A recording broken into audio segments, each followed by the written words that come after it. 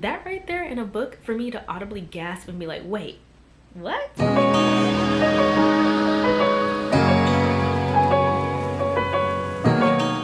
Hey friends, welcome or welcome back to my little corner of the internet where we talk about all things thrillers, mysteries, suspenseful books. Y'all, we are almost at 200 subscribers and I started this channel almost 2 weeks ago. I want to thank each and every one of you that have liked, commented, subscribed. I appreciate y'all, and y'all are recommending some good books too, so thank you so much for that, and I cannot wait for all the things that are going to come to this channel. So thank you guys. So today we're going to be talking about 7 books that I think you should read if you are new to the thriller genre. So if you're coming from romance, fantasy, these are the books that you need to start with to ease yourself into the thriller genre. So the first book I want to talk about is Turn of the Key by Ruth Ware, and y'all, I love me some Ruth Ware. The next author ranking I'm going to do is for Ruth Ware, and if you missed my Lisa Jewell author ranking, you should definitely go check it out. So Turn of the Key is about Rowan Kane, and she is currently on the hunt for a new job, and she ends up stumbling upon this live-in nanny position in Scotland. Now, this isn't necessarily what she wants to do, but she saw that salary and was like, yeah, I'm gonna do it. This is not something that she really wanted to do, but she's gonna take the job. So the job is in Heatherburn Estates, or Heatherburn. You know, if a mansion has a name, you know it's fancy. So it's Heatherburn something. I have to look it up. Hold on. So the house is called the Heatherbury House. That was really killing me. I could not remember what the house was named. But so Rowan uproots her life in England and moves to Scotland to begin her new job.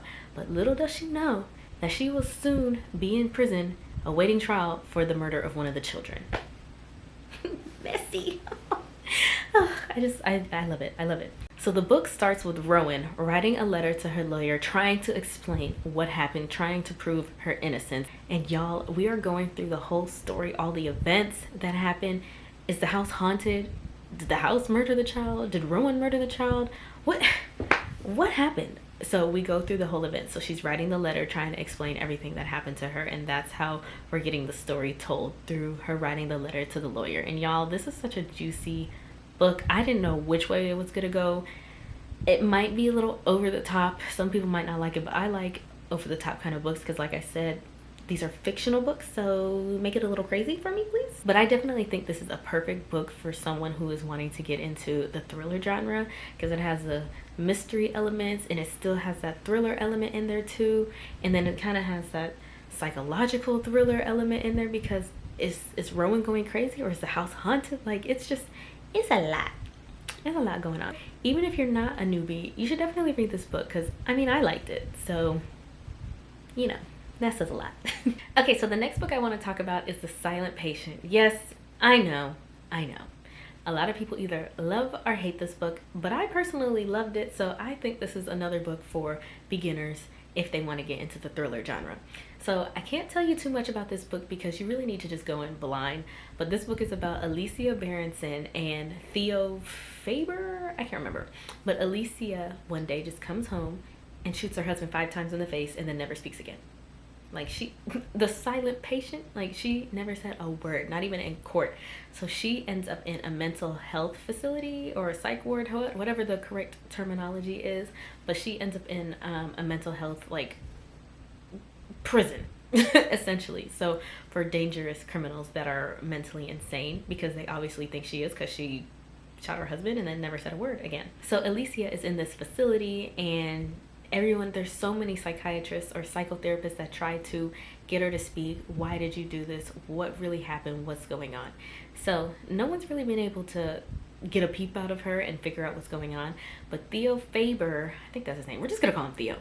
So Theo comes in. He's already working at another facility, but he is so obsessed with this case and so obsessed with Alicia. He's like, I want to come work at this place and help Alicia and figure this out. So he does just that. He applies, he gets the job, and he starts working with her and trying to make some progress. But we are going through Alicia's point of view through her diary entries leading up to the murder, and then we have Theo's point of view as well. Y'all, you just gotta go into this book blind. I honestly didn't see the twist coming. I don't know how you can see the twist coming, and the people that said they did, I'm like, kudos to you, girl, because I definitely didn't know what was going on, and I literally had to reread the pages a couple of times, like, wait, what? And I love that right there in a book for me to audibly gasp and be like, wait, what? Like, what more can you ask for in a thriller? You guys definitely need to go into this book because I can't give you too much more because it'll kind of spoil it for you, but it definitely lives up to the hype in my opinion. Some people hate it, some people love it, but I think you should read it. Figure out for yourself if you like this book.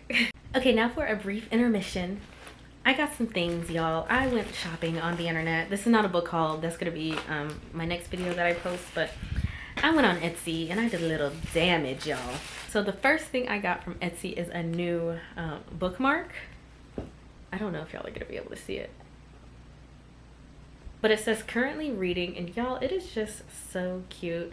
And oh, I'm still currently reading All the Dangerous Things by Stacey Willingham. I am halfway through the book and I'm liking it so far. She might be redeeming herself from A Flicker in the Dark, so we shall see. But this is what I got, the first thing. The next thing that I got was a hoodie, and it says Hot Girls Read Books. And y'all, I am so excited for this one. And I do have one last thing, but it's not here yet, and it is going to be a candle. I always have a candle lit when I am doing these videos because it sends good vibes, but I'll show you guys maybe in the next video because it should be coming tomorrow.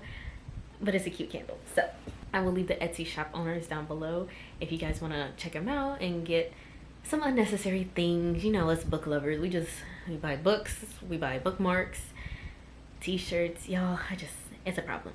But anyways, let's get back into the video. The next book I want to talk about is Varity by Colleen Hoover. I cannot have a beginner thriller recommendation list without putting this book on there, no matter if you love it or you hate it. And I fall into the category of hating this book, but you definitely have to read this. This is definitely a great way to ease yourself into the thriller genre. We'll go into details about why I did not like this book at another time, but you just have to read this book for yourself. So here's what Varity is about. Varity is about this struggling author named Lowen, and she is on the brink of becoming broke until she gets this opportunity of a lifetime. It's always the opportunity of a lifetime that gets you in trouble in these thriller books, so it's always the opportunity of a lifetime. She receives this opportunity of a lifetime to ghost write for Verity Crawford. Verity Crawford is a huge national best-selling author in this book, and Lowen is like, yeah, I'll write it. I'll finish the book. And so Jeremy is the one who presents this offer to her. Jeremy is Verity's husband. So Lowen is now moving into the house to finish writing the book that Verity started. Now, when Lowen gets to the house, she does not realize how sick Verity truly is. I don't know if I mentioned this, but Verity can't finish writing these books because she was in an accident and she is severely injured. But the public does not know how injured Verity really is. So when Lowen gets to the house, she realizes that Verity cannot speak, she can't move, she can't do anything for herself. So she's just locked up in a room, not locked up, she's just in a room in her hospital bed, just, living out the rest of her life. So Lowen gets to the house and she's going through Verity's office, and she stumbles upon an unfinished autobiography obviously written by Verity.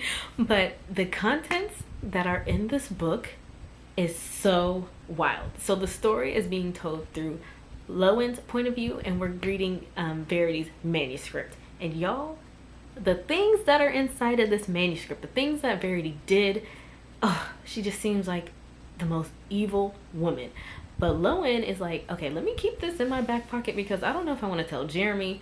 But then Lowen starts catching feelings for Jeremy, and so now she's like, maybe I should show Jeremy this manuscript and he can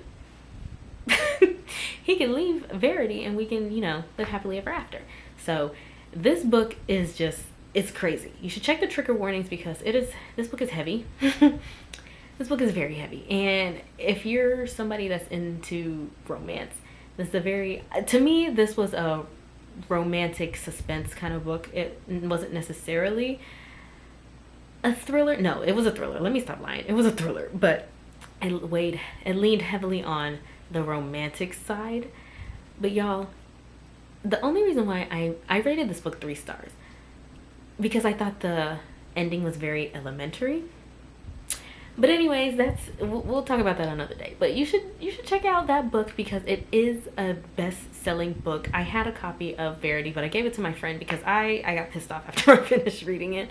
But there's like over 4 million reviews of this book. Like, everybody knows Colleen Hoover. If you don't know Colleen Hoover,